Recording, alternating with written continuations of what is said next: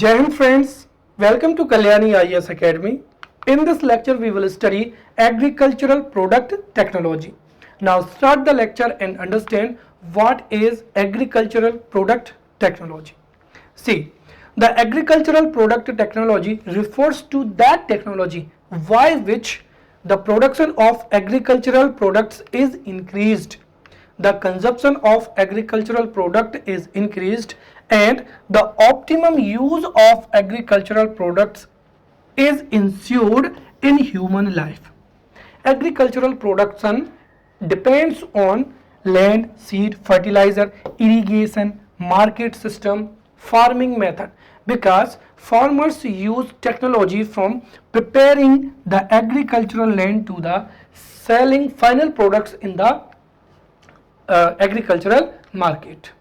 In the previous lecture we have studied how the agricultural production depend on land, seed, fertilizer, pesticide, irrigation as well as machinery.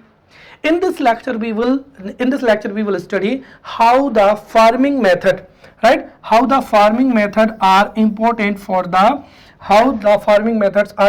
for increase in agricultural production, right. So now understand major methods of farming, या we will study farming methods. अब farming methods होती क्या है? सीधी सी बात ये है कि किसी भी पर्टिकुलर लैंड एरिया में, राइट, किसी भी पर्टिकुलर लैंड एरिया में जिस मेथड से एग्रीकल्चरल प्रोडक्ट को प्रोड्यूस किया जाता है उसे ही फार्मिंग मेथड कहते हैं, right. So simply we can say that the method by which agricultural products are produced in a particular area is known as farming method. There are many farming methods, but the question is why, right. उसका कारण क्या है? एक तो हो जाएगा geographical condition, right. अगर हम देखें तो इंडिया का जैसे अगर हम देखें तो हमारा जो इंडिया है, राइट, अगर हम देखें तो इस तरीके से यहाँ पर जम्मू कश्मीर से लेकर पूरा का पूरा हमारा भारत का जो पूरा एरिया देखें इस तरीके से यहाँ पर ये, तो अगर आप देखेंगे तो यहाँ की जो लैटिट्यूड है और यहाँ की जो लैटिट्यूड है वो बहुत ज़्यादा अंतर है, राइट. साथ ही साथ यहाँ से जो है ट्रॉपिक ऑफ कैंसर होकर जा रही है. तो जोग्राफिकल जो कंडीशंस है वो इंडिया के अलग अलग स्टेट में क्या है, अलग है, राइट. कहीं पर जो है वेस्टर्न मानसून उससे रेन हो रही है, तो कहीं पर जो लौटता हुआ मानसून है वहाँ से रेन हो रही है, राइट. तो कहीं पर हिली एरियाज हैं, राइट. तो कहीं पर जो है प्लेन्स ज़्यादा है. जैसे अगर आप देखें तो ये पूरा का पूरा क्या हो जाएगा, माउंटेन एरिया हो जाएगा या हिली एरिया हो जाएगा. ये पूरा जो है प्लेटू हो जाएगा. ये पूरे क्या हो जाएंगे, प्लेन्स हो जाएंगे, राइट. तो जोग्राफिकल कंडीशंस अलग होने की वजह से ही there are many agricultural methods have been developed during the course of time. इसके साथ ही जो क्लाइमेटिक फैक्टर्स हैं वो भी क्या होते हैं, अलग अलग होते हैं. और इन दोनों की वजह से ही इंडिया के अलग अलग स्टेट्स में, अलग अलग रीजन्स में अलग अलग फार्मिंग मेथड जो हैं डेवलप हुई है. और in this lecture we will study the major farming methods of agriculture. तो यहाँ पर ऑब्जेक्टिव्स जो है क्वेश्चन किस तरीके से बनेंगे, वो क्वेश्चन एक तो ये बन सकता है कि जो एग्रीकल्चरल या फार्मिंग मेथड है वो किस पर डिपेंड होती है. तो पहली चीज तो ये है कि agricultural production depends on many types of geographical conditions. तो जो एग्रीकल्चरल प्रोडक्शन है वो एक तो जियोग्राफिकल कंडीशंस लाइक क्लाइमेट हो जाएगा, रेनफॉल हो जाएगा, राइट, डिस्ट्रीब्यूशन ऑफ वेजिटेशन हो जाएगा, सॉइल टेक्सचर हो जाएगा, राइट. ज्योग्राफिकल कंडीशंस पर डिपेंड करती है. साथ ही साथ क्लाइमेटिक फैक्टर, वहाँ का what is the variation in the temperature, वहाँ का जो है विंड पैटर्न क्या है, राइट. इन दोनों के आधार पर ही अलग अलग रीजन में अलग अलग फार्मिंग मेथड्स जो है कोर्स ऑफ टाइम में डेवलप हुई हैं, राइट. और उन सब मेथड्स को जो है हम वन बाय वन करके समझेंगे, राइट. और यहाँ से एमसीक्यूज जो है बनेंगे. जैसे अगर क्वेश्चन पूछ लिया जाए, the farming method in which limited agricultural products are produced to fulfil the demands of family, उसको क्या कहा जाता है. ऑप्शन में हो जाएगा सब्सिस्टेंस फार्मिंग हो जाएगा, इंटेंसिव फार्मिंग हो जाएगा, स्पेशलाइज्ड फार्मिंग हो जाएगा या मिक्स्ड फार्मिंग हो जाएगा. तो ये सारी की सारी जो जितनी भी फार्मिंग मेथड्स हैं दीज आर वेरी इजी. आपको केवल और केवल उनका जो आपको केवल और केवल इसका एक्सप्लेनेशन समझना है. Once you have understood the farming method then easily you can pick the objective. Right, तो हम सबसे शुरू में यहाँ पर समझते हैं सबसिस्टेंस फार्मिंग. सबसिस्टेंस फार्मिंग क्या होती है उसको समझते हैं. देखिए, इसके अपोजिट में क्या हो जाएगी, इंटेंसिव फार्मिंग हो जाएगी. अब कुल मिलाकर अगर मैं देखूं, जैसे मैंने कहा कि this is the piece of 1 acre land. Right, अगर आपके पास में if you have manpower, you have capital, you have funds, then using funds, manpower, modern technology, right, आप इस 1 acre land में, right, in a year you can produce, right, 3 time और 4 time, right, क्योंकि आपके पास में आप जो है कैपिटल का यूज कर सकते हैं, फंड्स को इन्वेस्ट करके आप मैन पावर का यूज कर सकते हैं, मॉडर्न इक्विपमेंट्स का यूज कर सकते हैं, मॉडर्न एग्रीकल्चरल मेथड्स का यूज कर सकते हैं, और आप, right, you can produce huge grain या maximum amount of food grain in a small piece of land. Right, but ये सब कुछ कैसे पॉसिबल होगा, जब आपके पास में कैपिटल होगा, मैन पावर होगा, मॉडर्न टेक्नोलॉजी होगी, एज वेल एज इन्वेस्टमेंट के लिए अच्छा खासा फंड होगा, तो आप छोटी सी जगह में ज़्यादा से ज़्यादा प्रोड्यूस कर पाएंगे. उसको कहा जाता है इंटेंसिव फार्मिंग. इसका अपोजिट होता है सबसिस्टेंस फार्मिंग. जैसे अगर हम बात करते हैं इंडिया की, राइट, तो इंडिया में सबसे पहली चीज़ तो ये है कि इंडिया में जो फार्मिंग मेथड जो कि सबसे ज़्यादा पाई जाती है वो कौन सी है, सबसिस्टेंस फार्मिंग है. सबसिस्टेंस फार्मिंग है क्या, सबसिस्टेंस फार्मिंग का सीधा सा मतलब है, right, the main objective of the subsistence farming is limited to fulfilment of the individual needs. कुल मिलाकर किसी किसान के पास में 1 acre ऑफ लैंड है, राइट, तो वो फार्मर ये सोचता है कि कैसे भी करके मैं इतना प्रोड्यूस कर लूं कि मेरी फैमिली की जो एग्रीकल्चरल नीड्स हैं वो फुलफिल हो जाए. इसीलिए फार्मर इसमें सबसे पहली चीज़ तो ये है कि जो फूड ग्रेन है उनको प्रोड्यूस करेगा, जैसे वीट है, राइस है, पल्सेस हैं. दूसरी चीज़, अब जो मिडिल क्लास फार्मर है उनके पास में इन्वेस्टमेंट के लिए क्या है, फंड्स नहीं होते हैं. साथ ही साथ जो मिडिल क्लास या जो मार्जिनल फार्मर होते हैं, they don't use high yield variety seeds, they don't use modern irrigation methods, और साथ ही साथ मैकेनाइजेशन भी बिल्कुल लो होता है. इसी वजह से ईयर में ये 1 या 2 क्रॉप ही प्रोड्यूस कर पाते हैं, और केवल इतना प्रोडक्शन होता है कि the farmer fulfil the family need. तो इस फार्मिंग को क्या कहा जाता है, सबसिस्टेंस फार्मिंग कहा जाता है.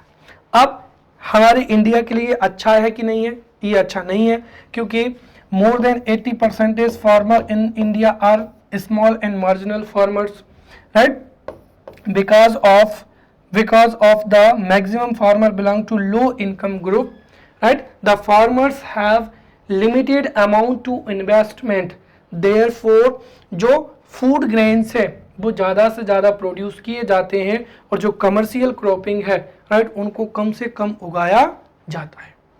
राइट, तो ये हो गया यहाँ पर सबसिस्टेंस फार्मिंग के बारे में. तो इसकी 2 चीज़ें याद रखना, सबसिस्टेंस फार्मिंग होती क्या है, right. So when farmers produces grains for family, so when farmer produces food grains for family is known as subsistence farming. और इसका ऑब्जेक्टिव क्या है, its objective is limited to fulfilment of the individual needs. और इसी वजह से जो भी पीस ऑफ लैंड होता है उसमें फूड क्रॉप्स ही क्या की जाती है, प्रोड्यूस की जाती है, लाइक वीट है, पल्सेस है, राइस है, ताकि जो फैमिली की फूड ग्रेन्स नीड है उनको फुलफिल किया जा सके. राइट, और मेनली इंडिया में जो एग्रीकल्चरल फार्मिंग की मेथड है वो कौन सी है, सबसिस्टेंस फार्मिंग है. इसके जस्ट अपोजिट कौन सी हो जाएगी, इंटेंसिव फार्मिंग हो जाएगी.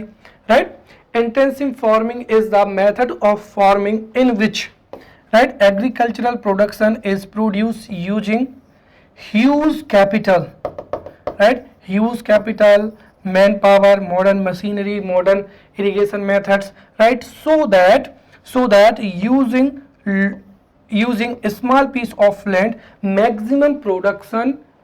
maximum agricultural production is produced. उसको ही क्या कहते हैं, इंटेंसिव फार्मिंग कहते हैं। तो इंटेंसिव फार्मिंग में large amount of capital and labour is used on each unit of land to get maximum production right in a given period. तो कुल मिलाकर जब हम ह्यूज फंड्स के साथ में मॉडर्न ह्यूज फंड्स के साथ में कैपिटल इन्वेस्टमेंट के साथ में मॉडर्न मशीनरी के साथ में जब हम फार्मिंग करेंगे तो एक गिवन पीरियड में जो पीस ऑफ लैंड है उससे मैक्सिमम प्रोडक्शन होगा, और मैक्सिमम प्रोडक्शन होगा तो उससे जो फार्मर है उसकी इनकम भी क्या होगी, इंक्रीज होगी। And this agriculture is mainly done in countries like Japan, Germany, England, Korea, America and France etcetera etcetera. Next हो जाएगा स्पेशलाइज्ड फार्मिंग राइट। जैसे मान लिया कि जैसे this is a piece of land. अब इस पीस ऑफ लैंड में जो भी एग्रीकल्चरल प्रोडक्शन है वो या तो एक ही क्रॉप है राइट, या हो सकता है दो है। तो कुल मिलाकर जब किसी पीस ऑफ लैंड से किसी एक ही क्रॉप को प्रोड्यूस किया जाता है तो उसको क्या कहा जाता है, स्पेशलाइज्ड फार्मिंग। या हम ये कहें कि इस पीस ऑफ लैंड की जो जितनी भी इनकम है उसमें से मोर देन 90% जो इनकम है वो किसी एक क्रॉप या किसी एक सोर्स से है तो उसको स्पेशलाइज्ड फार्मिंग कहेंगे। और अगर इसकी जो इनकम है वो अगर 3-4 क्रॉप से आ रही है, 3-4 सोर्सेज से आ रही है तो उसको क्या करेंगे, डाइवर्सिफाइड फार्मिंग कहेंगे।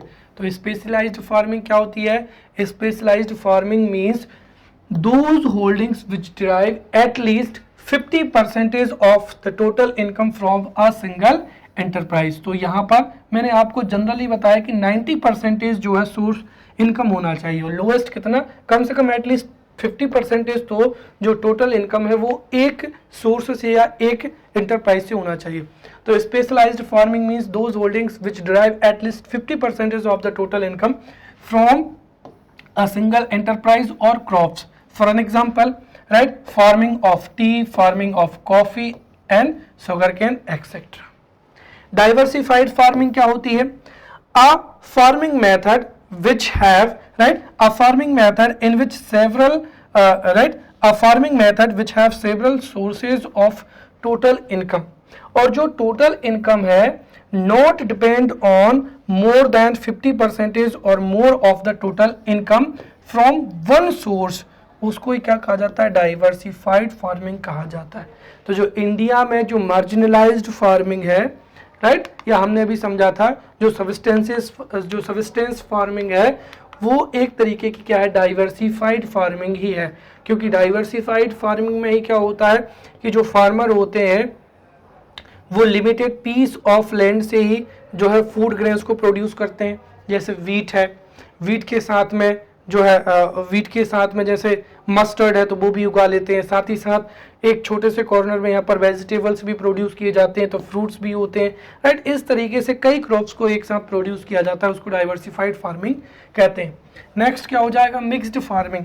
अब आप ये मत सोचना कि when two crops are produced simultaneously तो उसको मिक्स्ड फार्मिंग कहते हैं राइट, वो मिक्स्ड क्रॉपिंग कहलाती है राइट। जैसे मैंने कह दिया कि this is the piece of land और in this piece of land two crops are being produced simultaneously, तो वो मिक्स्ड क्रॉपिंग कहलाती है, not the mixed farming. Mixed farming means along with agriculture right, other primary activities, for an example animal husbandry, dairy right, fisheries etc etc, तो उसको ही कहते हैं mixed farming. तो the farming under which along with production of crops animal husbandry or dairy industry is also performed is known as mixed agriculture। और mixed agriculture या mixed farming में जो subsidiary enterprise है उससे मिनिमम जो total income है उसका 10% जो है सब्सिडरी एंटरप्राइज या सब्सिडरी क्रॉप से या किसी भी एक्टिविटी से आना चाहिए। नेक्स्ट क्या हो जाएगा, शिफ्टिंग फार्मिंग हो जाएगा।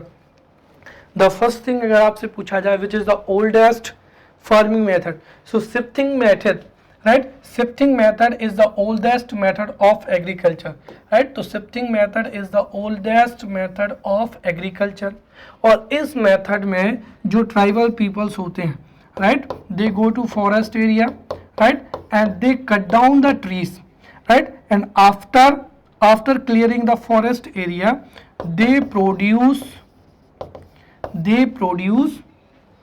क्रॉप्स. अब 3-4 साल तक जब वो क्रॉप्स को प्रोड्यूस करेंगे तो उसकी फर्टिलिटी क्या होगी, लो होगी, और इस वजह से वो उस एरिया को क्या कर देते हैं, लीव कर देते हैं. They go to another place, और अनदर प्लेस में again they cut down the trees, they clear the forest area and again start doing agriculture there.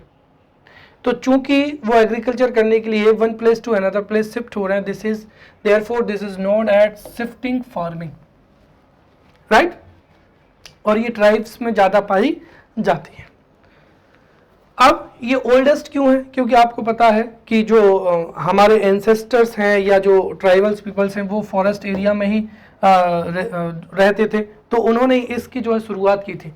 तो shifting farming is the oldest method of agriculture. और इसमें क्या किया जाता है, right, in this method the tribal peoples और people go to forest area, they cut down the tree, clear the forest area, start cropping, start doing agriculture there, right. When the soil of this particular land area starts losing the fertility, they again go to another place, again cut down the trees, clear the forest area and again start doing agriculture there.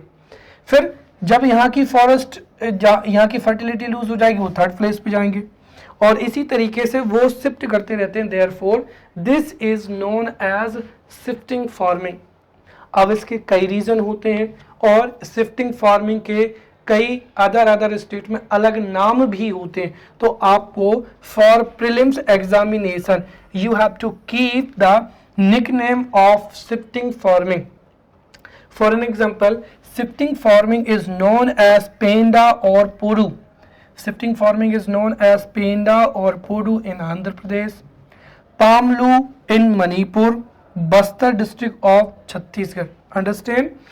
Shifting farming is known as Penda or Podu in Andhra Pradesh, Pamlu in Manipur as well as Bastar district of Chhattisgarh, and Deepa in Andaman and Nicobar, and Karuva in Jharkhand. Right?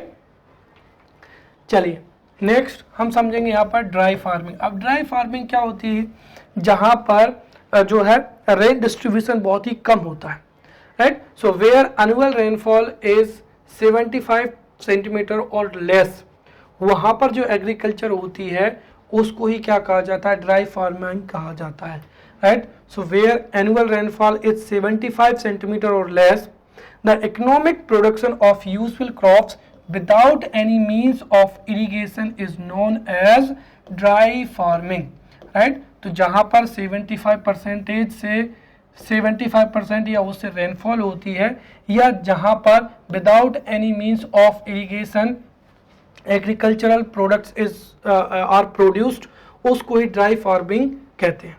और ये किस लिए की जाती है, ताकि water क्या हो सके, कंजर्वेशन हो सके. अब इसमें या तो ऐसी क्रॉप्स को प्रोड्यूस किया जाता है जिनको इरिगेशन कम से कम करना होता है, या फिर जो मॉडर्न इरिगेशन मेथड्स हैं, for an example drip irrigation, sprinkler या वाटर हार्वेस्टिंग के माध्यम से जो है फार्मिंग की जाती है, राइट. इसका डेवलपमेंट कहाँ पर हुआ है, राजस्थान एंड कर्नाटका. आपको पता है कि राजस्थान में, राइट, जो रेनफॉल डिस्ट्रीब्यूशन है वो लोएस्ट है, तो इसका रेनफॉल राजस्थान और कर्नाटका में डेवलपमेंट हुआ है.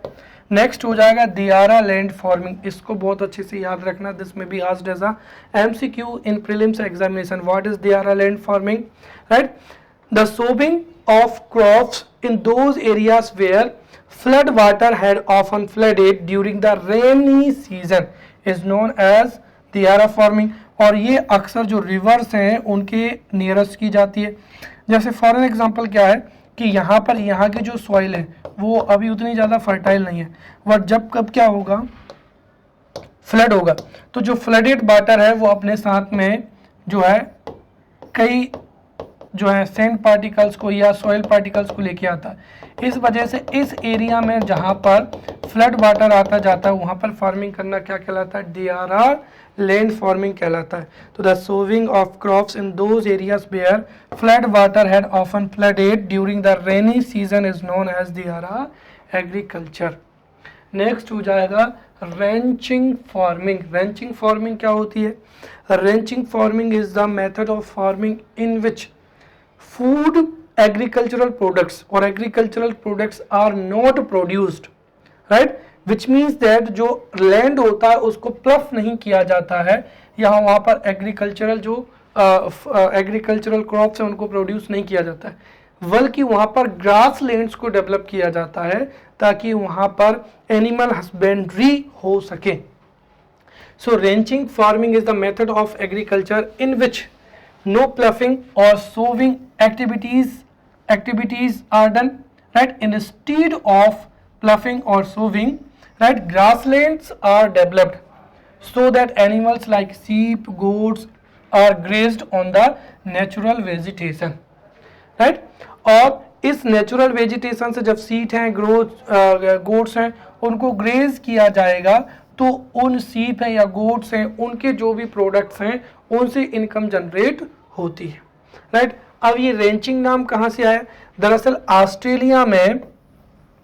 ऑस्ट्रेलिया में those who keep sheep and goats are known as ranchers, और रेंचर्स जो कि जो मेथड से इनकम जनरेट करते हैं उसी को क्या कहा जाता है? रेंचिंग फार्मिंग कहा जाता है। तो ऑस्ट्रेलिया के the people of Australia those who keep sheep and goats are known as ranchers, और उनके इस मेथड के से जो इनकम जनरेट होती है उसको रेंचिंग फार्मिंग कहते हैं। And this wrenching farming is done in Australia, America and Tibet etcetera. Next हो जाएगा ले क्रॉपिंग। ले क्रॉपिंग क्या होती है? कीपिंग पास्चर फॉर 2 years और more between the cropping cycle is known as lay farming.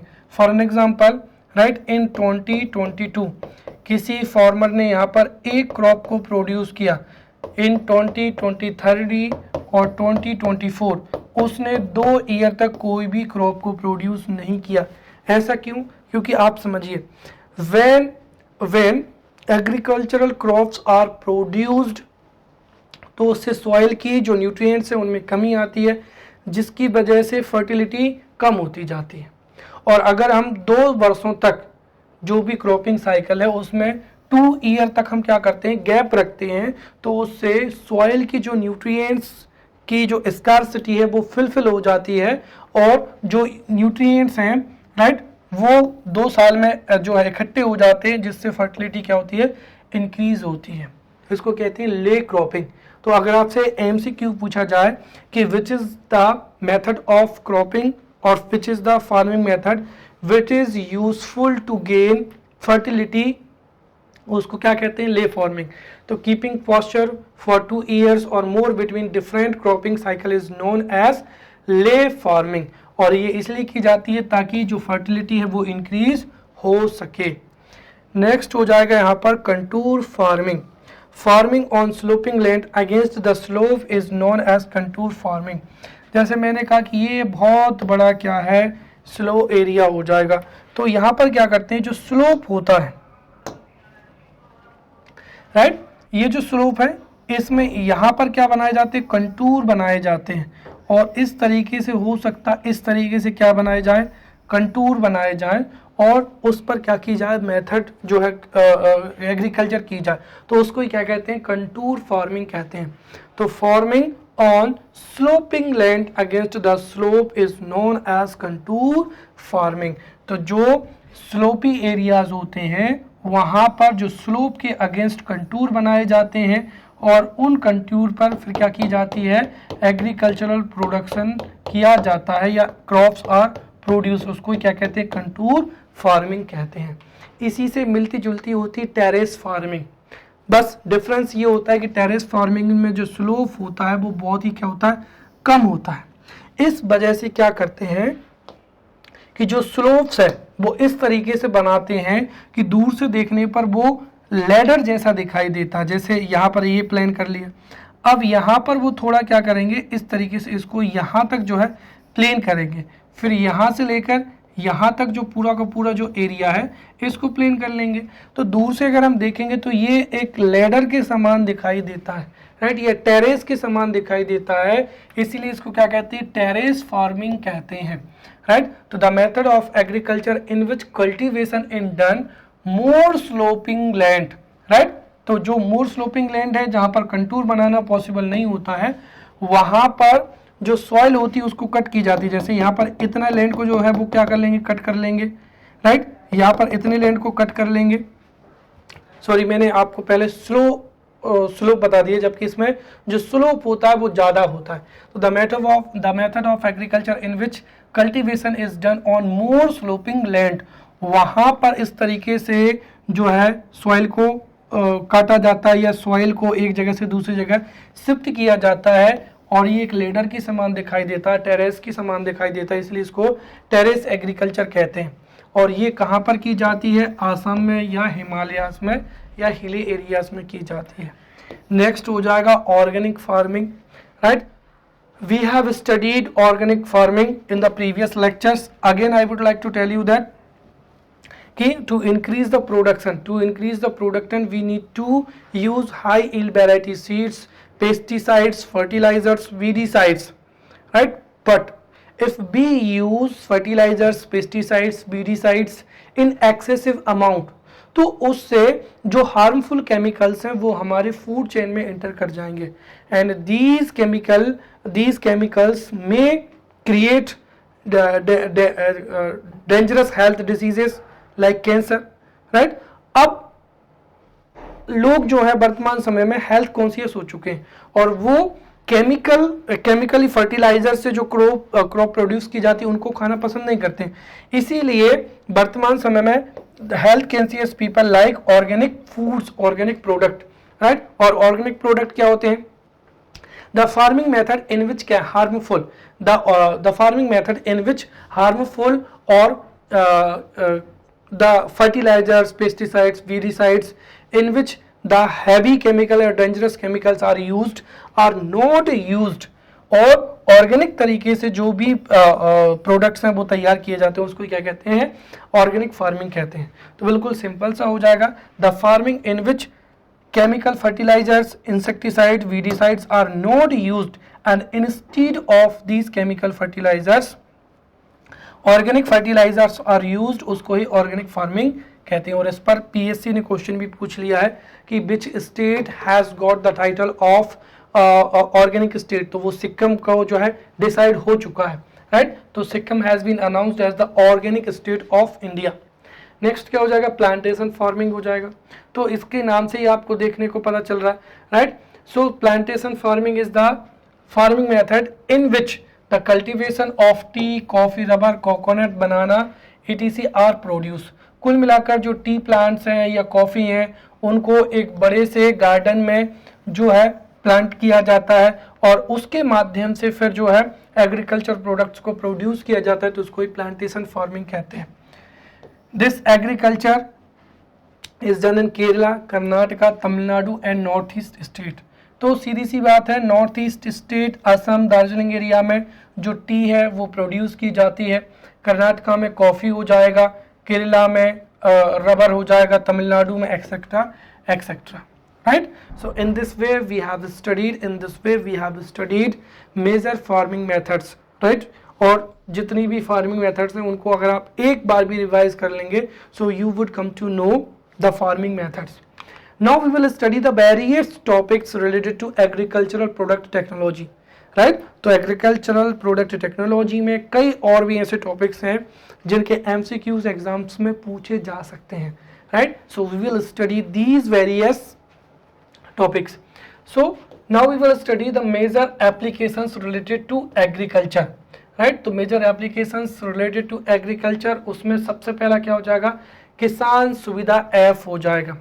So किसान सुविधा is a app, right? तो किसान सुविधा is a app, and through this app farmers of India can access the weather information, market price of agricultural product, agricultural advice, pest control etc, right? और ये जो जितनी भी जानकारी है, चाहे वो वेदर इन्फॉर्मेशन हो, तो नेक्स्ट 5 डेज की वेदर इन्फॉर्मेशन हो या मार्केट प्राइस क्या है, एग्रीकल्चरल जो एडवाइस है, right? These information can be accessed by the farmers using किसान सुविधा app. Next is Pusa agricultural app.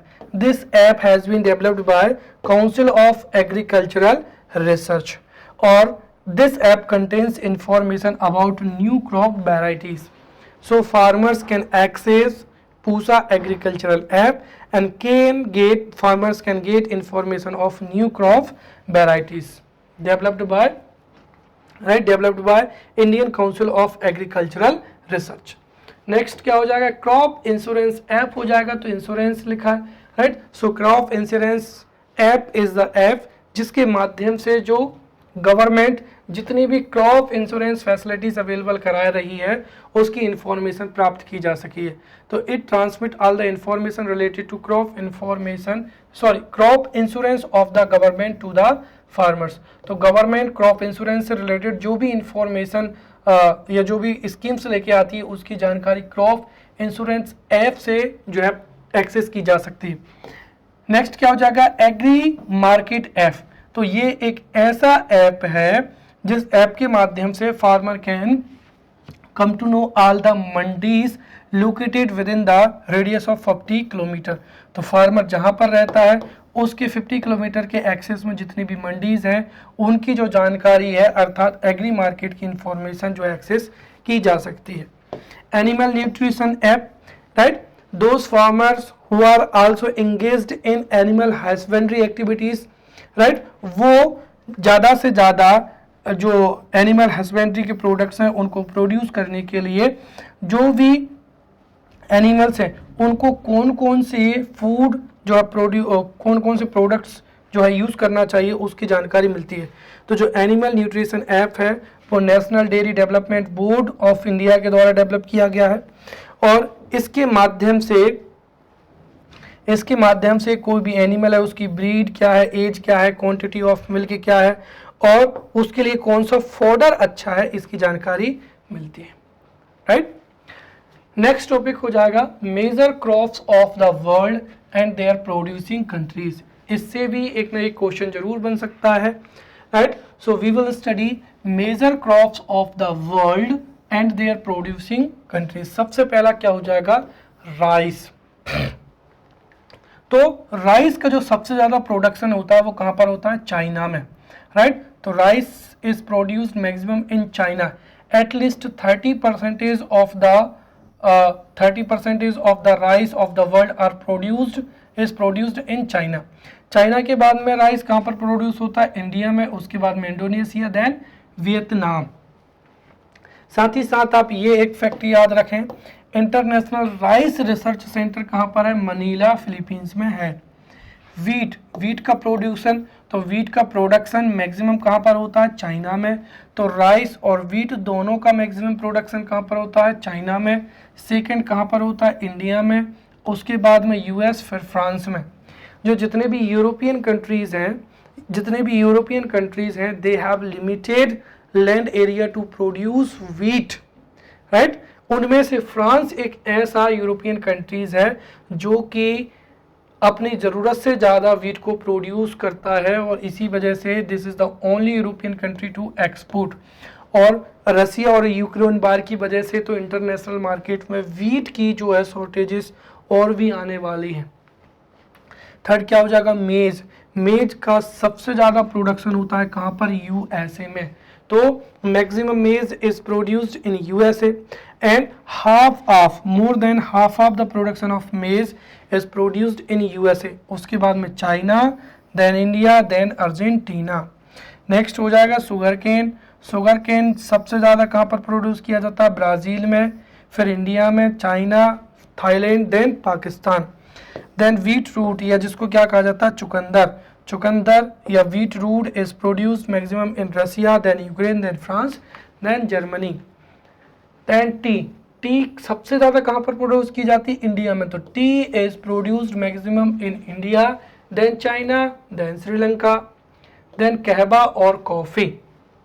Remember, tea is produced maximum in India but coffee और कहवा is produced maximum in Brazil.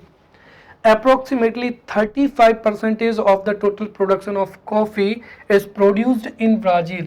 तो Brazil में maximum, then Vietnam, then Indonesia and Peru, right. साथ ही साथ अगर हम देखें तो Brazil and Cambodia, right, Brazil and Cambodia are the largest exporting countries. साथ ही साथ जो कॉफी है उसका मैक्सिमम इंपोर्ट कौन करता है, यूएसए, तो USA is the biggest importer. Then cotton, cotton सबसे ज्यादा कहां पर प्रोड्यूस होता है, चाइना में, याद रखें, right. Rice, wheat and cotton, इसका मैक्सिमम प्रोडक्शन कहां पर होता है, चाइना में। इंडिया में मैक्सिमम प्रोडक्शन होता है टी का, राइट। फिर शुगर केन का मैक्सिमम प्रोडक्शन कहां पर होता है, ब्राजील में। व्हीट रच का रसिया में, मेज का यूएसए में। क्लियर। चलिए नेक्स्ट हो जाएगा टोबैको, टोबैको का मैक्सिमम प्रोडक्शन कहां पर होता है, चाइना में, then India, Brazil, USA, Indonesia. Soybean का मैक्सिमम प्रोडक्शन कहां पर होता है, यूएसए में, then China, Brazil, Argentina, then India. फिर पीनट्स का मैक्सिमम प्रोडक्शन कहां पर होता है, चाइना में, देन इंडिया, यूएसए, राइट। और जो पीनट्स होता है, right, peanuts is also known as cashew of the poor, तो ये गरीबों का काजू कहा जाता है। कोकोनट का मैक्सिमम प्रोडक्शन कहां पर होता है, इंडिया में, Malaysia, Indonesia, then Thailand. Oil seeds का कहां पर, यूएसए में, then China, then India. Pulses का मैक्सिमम प्रोडक्शन कहां पर होता है, इंडिया में होता है, तो पल्सेस का मैक्सिमम प्रोडक्शन इंडिया में। देन जूट, जूट का मैक्सिमम प्रोडक्शन इंडिया में, बांग्लादेश में। सिल्क का कहां पर, चाइना में, देन इंडिया। फिर नेचुरल रबर का मैक्सिमम प्रोडक्शन कहां पर होता है, थाईलैंड में, फिर इंडोनेशिया में, देन मलेशिया। पोटैटो का मैक्सिमम प्रोडक्शन चाइना में, then India, then Russia, then America. Banana का maximum production India, then China, then Philippines, right. Now we will study major revolutions of the world, right, related to agriculture.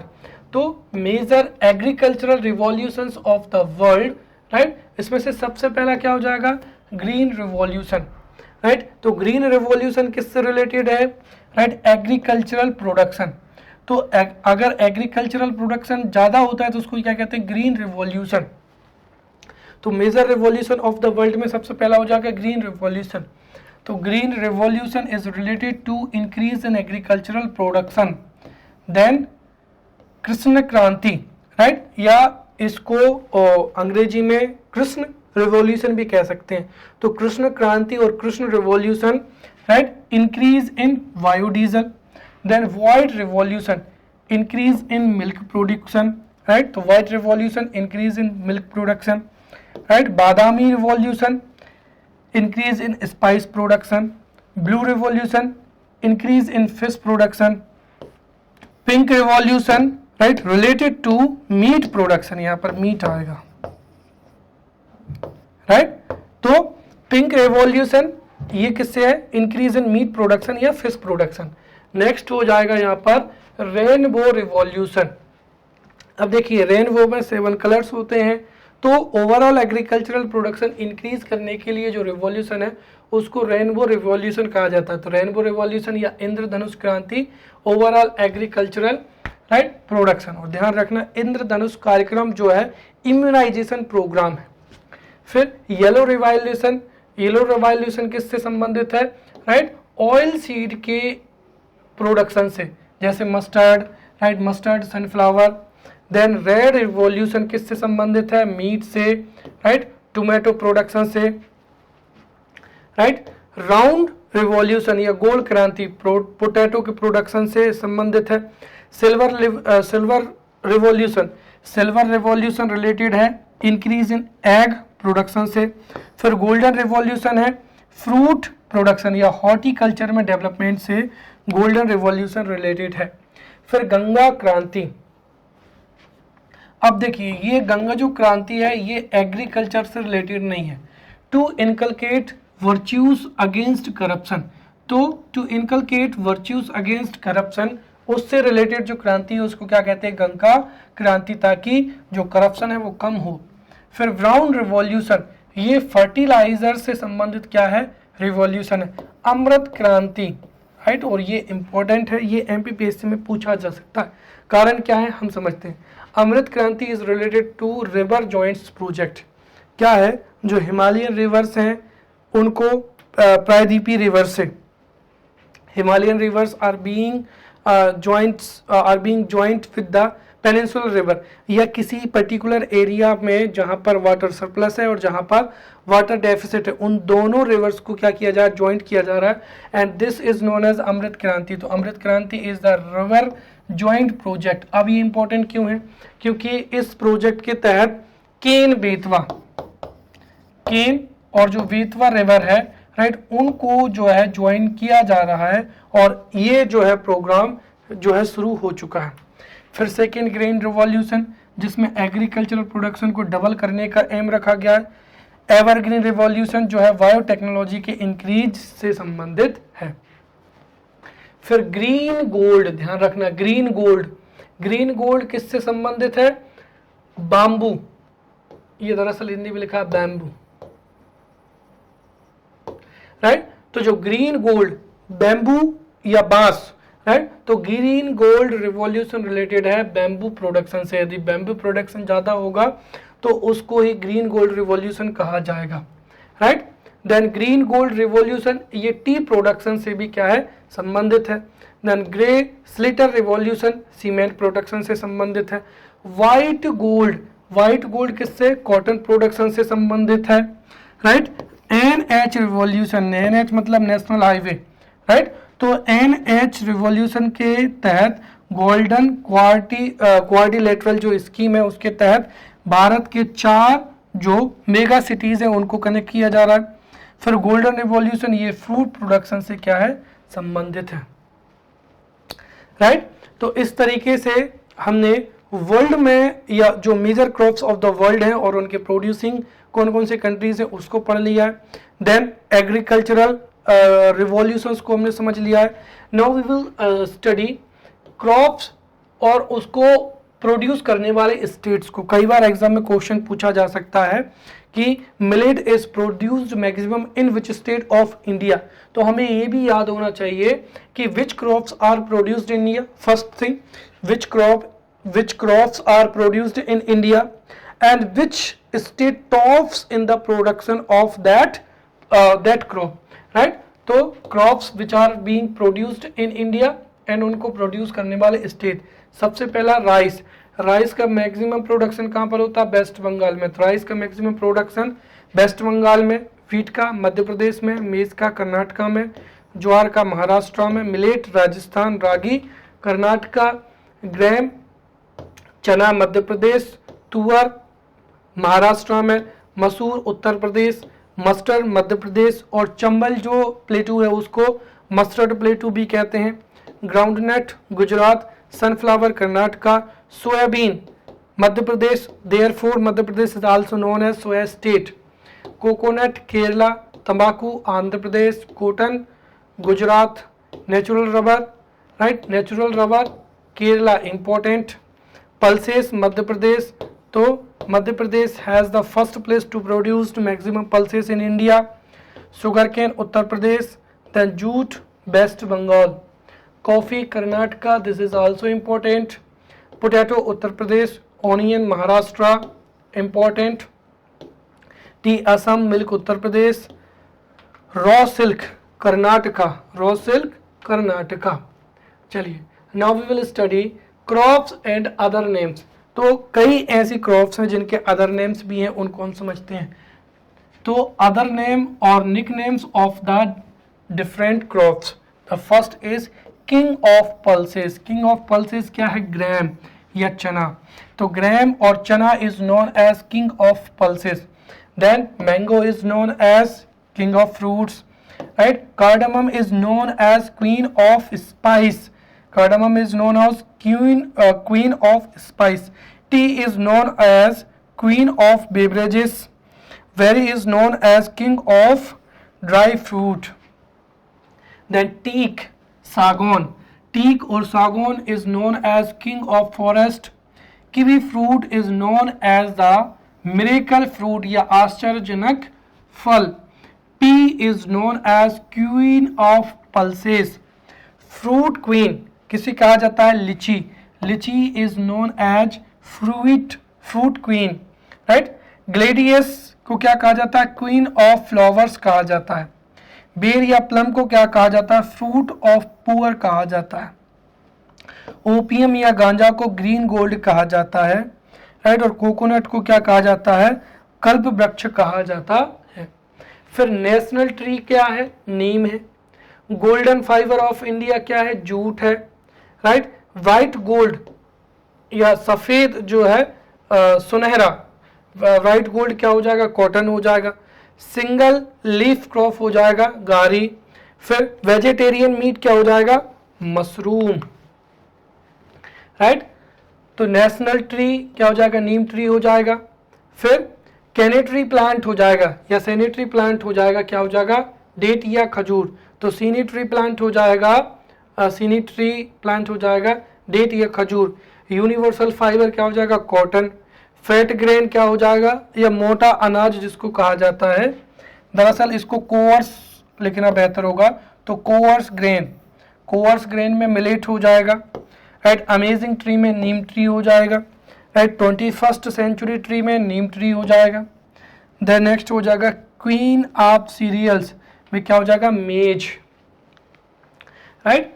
Now we will study the major crop producing area of the world. ये अभी जो हमने पढ़े थे, ये कहाँ के पढ़े थे? मध्य प्रदेश, सॉरी इंडिया के।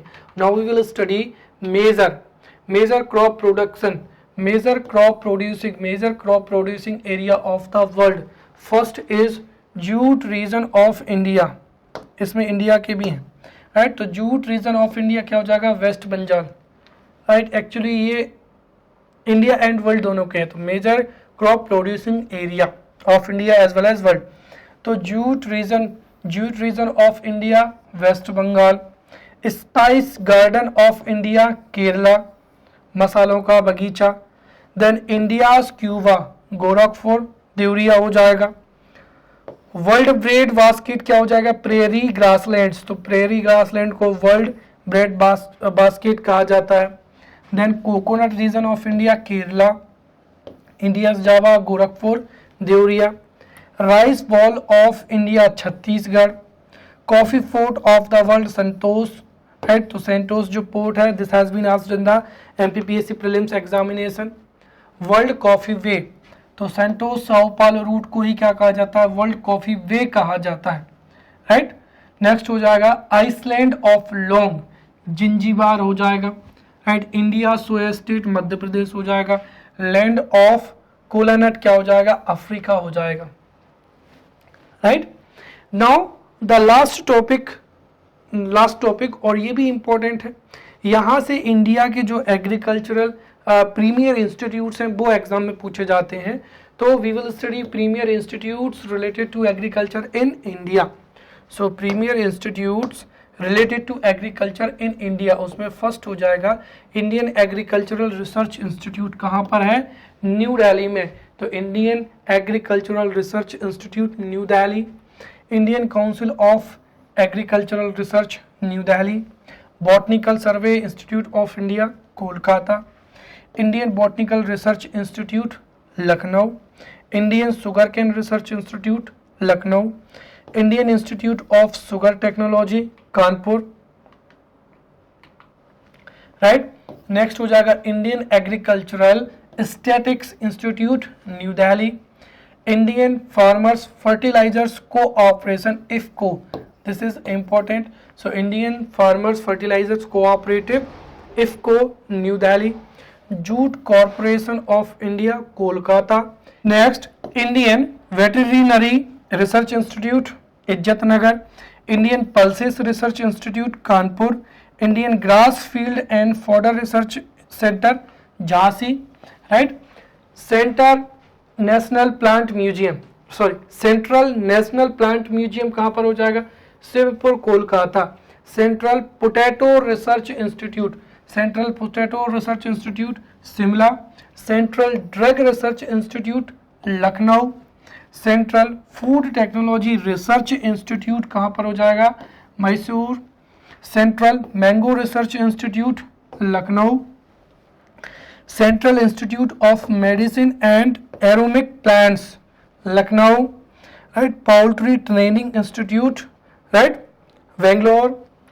then Central Coconut Research Center, Central Coconut Research Institute Kasargod, Central Tobacco Research Institute Rajmundry, Central Rice Research Institute Cuttack Odisha, Central Sugarcane Breeding Center Coimbatore, Central Vegetable Breeding Center Kullu, right? Central Wheat Research Center Pusa, Central Agricultural Engineering Institute Bhopal, Central Arid Land Agricultural Research Institute Hyderabad, National Sugar Research Institute Kanpur, next Central Institute of Fisheries Bhubaneswar, right? Then National Dairy Research Institute कहाँ पर हो जाएगा? Karnal, right? Karnal में national botanical research institute Lucknow, forest research institute Dehradun, central marine fisheries research centre Cochin, national soybean research centre Indore, national cashew research centre Puttur, Birbal Sahni institute of palaeontology, right, fossils Lucknow में हो जाएगा, rubber research institute हो जाएगा Kottayam, rubber research institute Kottayam, tea research institute of India Jorhat, the leather research institute कहाँ पर हो जाएगा? चेन्नई में, कॉफी रिसर्च इंस्टीट्यूट सेंटर हो जाएगा चिकमंगलूर, देन कृषक भारतीय कोऑपरेटिव लिमिटेड फरीदाबाद में, कॉटन रिसर्च इंस्टीट्यूट मुंबई में है, government bureau of soil conservation and land use new Delhi में है, और सिल्क रिसर्च इंस्टीट्यूट कहाँ पर है? मैसूर में, right. So in this way we have studied agricultural product technology, right. We have studied in depth agricultural product technology, right. You should revise this topics again and again, क्योंकि अगर आप इकट्ठा याद करने की कोशिश करेंगे then it is not possible to revise every topic, sorry it is not possible to memorise these topics once, right. इसलिए इनको आप जो है टाइम एंड अगेन आप इनको रिवाइज करते जाएं, सो दैट यहाँ से जो भी क्वेश्चंस बने you can get the maximum mark, right. So in this way we will meet in next lecture. Till then, thank you.